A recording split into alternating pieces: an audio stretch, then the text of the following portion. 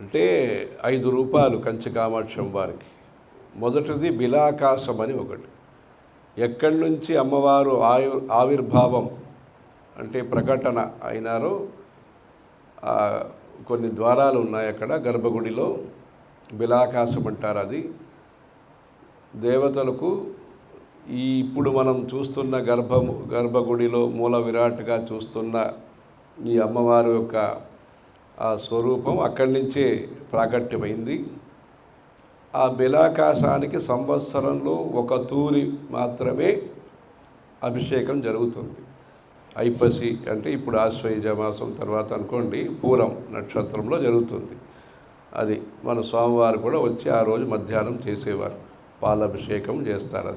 అది లోకల్ వాళ్ళు ఎక్కువ వస్తారు. అది ఒకరోజు ఆవిర్భావ రోజు. అది రెండవది తపస్కామాక్షి. ఒక కాలుతో ఒక కాళ్ళు అలా పైన పెట్టుకొని పంచాగ్ని తపస్సు చేసే కామాక్షి రెండో కామాక్షి. అది మూడవది గర్భగుడిలో ఇప్పుడు మనం దర్శనం చేస్తున్న కామాక్షి.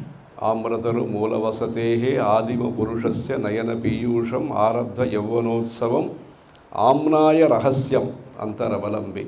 అలాంటి ఏవం పదదూరం ఏకం అవలంబి ఏణశిశు దీర్ఘలోచనం.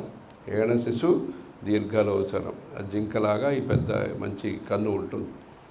ఏనః పరిపంథి, పాపాలు దోషాలన్నీ తొలగించే శక్తి ఈ అమ్మవారికి. ఏనః పరిపంథి సంతతం నమతాం ఏకాంబరనాథ జీవితం ఏవం పదదూరం ఏకం అవలంబే. ఇంత శక్తి అని చెప్పలేదానికి, నిస్సీమ మహిమ అలాంటి అమ్మవారు.